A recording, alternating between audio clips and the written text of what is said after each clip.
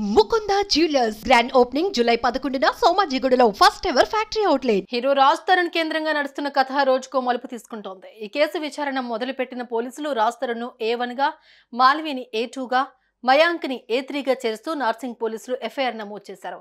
IPC 420, 493, 506 సెక్షన్ల కింద case నమోదు చేయగా ఇప్పుడు నెక్స్ట్ ఏం జరగబోతుంది అనే ఉత్కంఠగా మారింది.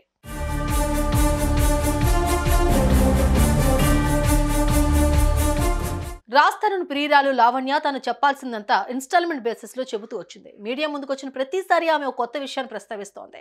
తాజాగా ఆమెకు రాజ్ తరుణ్ అబార్షన్ కూడా చేయించాడని పోలీసులకు సాక్ష్యాలు ఇచ్చింది. అంతేకాదు వారిద్దరి మధ్య జరిగిన సంభాషణలు, వారు ఎక్కడెక్కడికి వెళ్లారు అనేది కూడా క్లారిటీ ఇచ్చింది. రాజ్ తరుణ్ తనను కొట్టేవాడని, గాయాలతో ఉన్న ఆమె ఫోటోలను పోలీసులకు సమర్పించింది లావణ్య. అతను తప్ప తనకి ఇంకెవ్వరూ వద్దని తెగేసి చెబుతోంది. తనను దక్కించుకునేందుకు ఎక్కడికైనా వెళ్తానంటోంది. కాగా వారిద్దరికి 2010లో పరిచయం ఏర్పడిందని, అది కాస్త ప్రేమగా మారి 2014లో పెళ్లి చేసుకున్నట్టు చెప్పింది.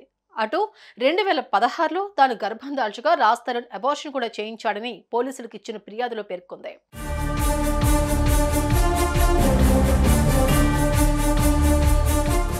తనతో ఇన్నేళ్లు సహజీవనం చేసి అన్యాయంగా డ్రగ్స్ కేసులు ఇరికించారన్న ఆమె జనవరిలో తాను US నుంచి తిరిగి వచ్చారని, పోలీసులు తనను సికింద్రాబాద్ రైల్వే స్టేషన్ అరెస్ట్ చేశారని చెప్పింది. ఈ విషయమై తాను 45 రోజుల పాటు జైలులో ఉన్నట్లు తెలిపింది.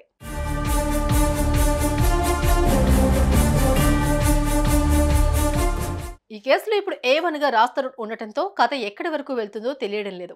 లావణ్య సమర్పించిన ఆధారాల ఆధారంగా పోలీసులు విచారణ జరుపుతున్నారు. త్వరలోనే విచారణకు హాజరు కావాలని రాజ్ తరుణ్ కు నోటీసులు కూడా ఇచ్చే అవకాశం ఉంది. అటు ఇప్పుడు 3 సినిమాలు రిలీజ్లకు ఉండటం, రాజ్ తరుణ్ హాట్ టాపిక్ గా మారడంతో నెక్స్ట్ ఏం జరగబోతుంది అనేది ప్రశ్నార్థకంగా మారింది.